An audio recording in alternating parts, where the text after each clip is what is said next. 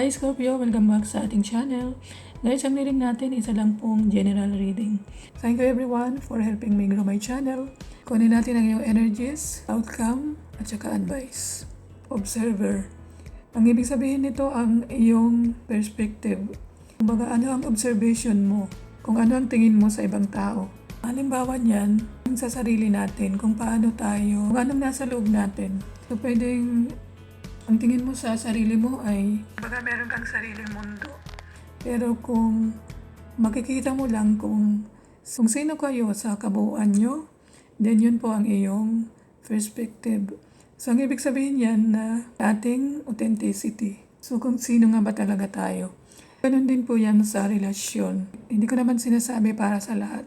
Isipin muna natin kung ano ang dapat natin gawin. Huwag tayong mag-judge agad. Halimbawa, meron kayong away. Pwede mo naman yun makontrol by not reacting.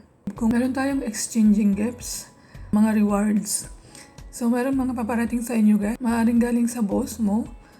Maaaring pwede sa kaibigan na malapit sa'yo. Pwede rin sa mga mahal natin sa buhay. Kung giving and receiving. Ganun din to sa relasyon. Kung gusto mo makareceive ng, halimbawa, gusto mo ng taong magmamahal sa'yo, then open din natin yung heart natin para makareceive tayo. Kung sa trabaho din, gamitin natin ang skills and talents para doon tayo maging successful sa talents na yon. The fates.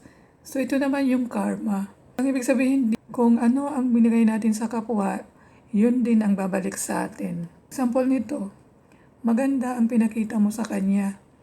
Puro kabutihan. Then, isusurprise ka rin ng universe ng puro kabutihan.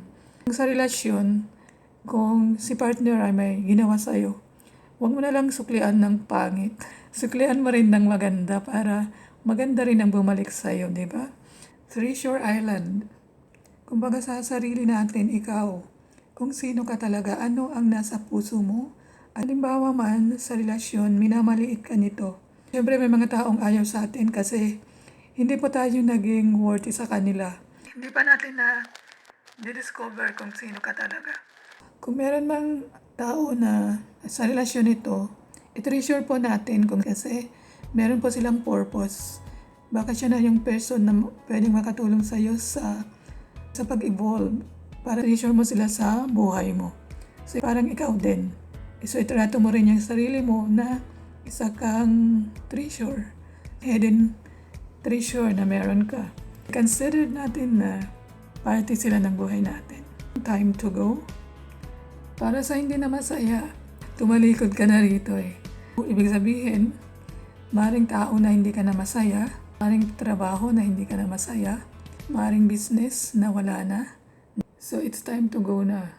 Ibig sabihin na meron other opportunities na naghihintay sa'yo, ibang lovers, pumasok yung mga bagong tao para sa'yo. 6 of Wands. Pwedeng soulmate mo itong person or marami na kayong na-celebrate together. So marami na po kayong naging success sa buhay. 4 of Wands. So ang dami-dami yung na-celebrate together with this person. So maaaring nag-celebrate kayo ng birthday, wedding, lahat po ng parties, maaaring yung napuntahan. Ang galing po ng samahan nyo. Page of Sword, kaya lang in reverse. Meron kayong mga hindi nasunod na mga plano.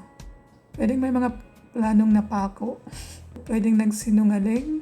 Magaling lang siya sa salita, pero hindi naman ginagawa. Ace of Wands. Hindi man natupad ang iyong naunang pangarap, meron ka namang panibagong Ace of Wands. Bagong relasyon. So ito kasi ay nagsisimbolo na passion. So ito pong passion ay galing sa, kung magagaling sa inner voice natin. Queen of Cups. Maaring isa kang compassionate, mapagmahal, balanse mag-isip.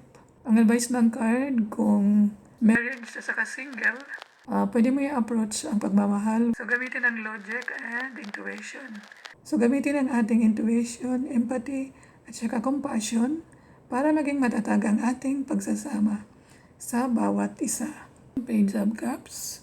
Kung may mag-offer sa iyo na potential partner in the future, bata pa siya, pwedeng curious pa sa buhay.